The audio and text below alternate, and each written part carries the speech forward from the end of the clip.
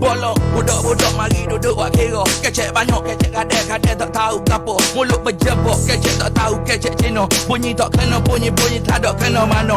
Bolong, lo ni rata-rata duduk beripu. Demo sanggup nak tengok orang demo nak susu. Pokok mana naik demo minta junjung. Minta puji, demo duduk dalam terapu. Jatuh tekuk dan cicok, naik bukan dipuji. Otak kena bijak, ramah mata duduk berhati. Mana nak tengok budak-budak kelatih. Orang duduk kecek, dah rata-rata duduk cantik be. Berhati mulia, berbuat tengok bersih. Kawin dengan demo, kokok mana boleh kelih. Tak ada beza, kita dua serupa. Kalau dah ada manusia, kat bakal tuluh.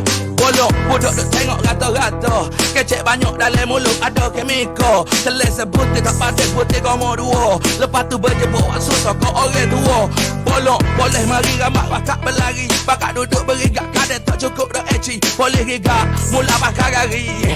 Berjerit berlocok air, tak ada nak pergi cari. Bolong, minta maaf, kawin tak ada nak masa. Nak kecek dengan demo dengan kawin dua tak serupa. Tak serupa kawin dengan demo pun tak apa.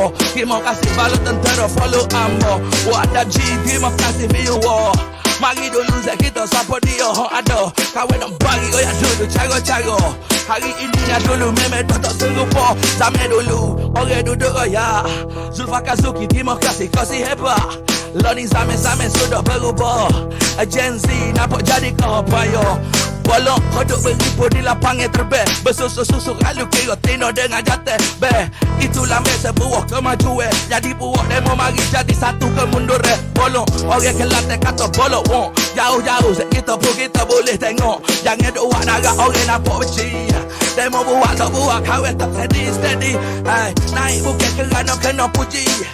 Jatuh orang jejok tak sok siapa bawa sekali. Sedap terima kasih Zek kita. Tapi berkongsi dulu sore sebolong. Orang kata tengok nampak tak jamin. Tak ada kamu orang tengok bolong tidak berkenan. Budak-budak lo ni kalau tak royak tidak bersih. Jadi kau lala tak dapat comel be. Bolong nampak demo budak lo ni kau nah. Mulut berjebuk gapo dia tak pandai. Dalam mulut penuh dengan kemikal.